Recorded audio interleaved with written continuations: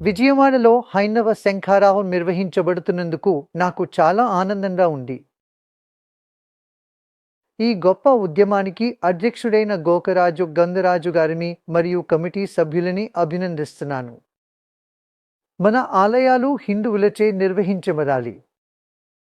స్వాతంత్రం వచ్చిన ఎన్నో సంవత్సరాల తర్వాత కూడా ఆలయాలు ఇంకా ధర్మాచార్యుల ఆధీనంలో లేవు. ఇది అంత మంచి వార్త కాదు. అందువల్ల ఈ ఉద్యమం ప్రతిపాదించిన ఈ 10 ముఖ్యమైన విషయాలను మనం సాధించాలి. ఆలయాల నియంత్రణ హిందువుల చేతిలో ఉండాలి మరియు ఆలయాల చుట్టూ ఉన్న దుకాణాలు కూడా హిందువులకు మొదటి ప్రాధాన్యత ఇవ్వాలి. ఎందుకంటే పవిత్రత, పరిశుద్ధత, స్వచ్ఛత కాపాడటం చాలా చాలా ముఖ్యమైనది. లేదంటే మనం ప్రాచీన సనాతన ధర్మానికి న్యాయం చేయడం లేదు.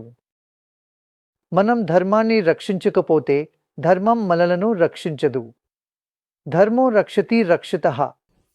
అందుకే మనమందరం కలిసి ఈ ఉద్యమాన్ని ముందుకు తీసుకెళ్ళాలి. ధర్మాన్ని తెలిసిన ధర్మాచార్యులచే ఆలయాలు నిర్వహించబడాలి. వాళ్ళు దేవాలయాలను ఎలా నిర్వహించాలో, ఆలయాలను ఎలా నడపాలో తెలుసు. ఇవాళ ఆంధ్రప్రదేశ్లో ఈ విషయంపై అవగాహన ఉందని నాకు చాలా సంతోషంగా ఉంది.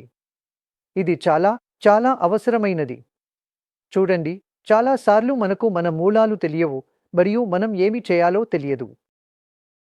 ఈ మార్గదర్శకాలను విశ్వ హిందూ పరిషత్ ప్రతిపాదించింది.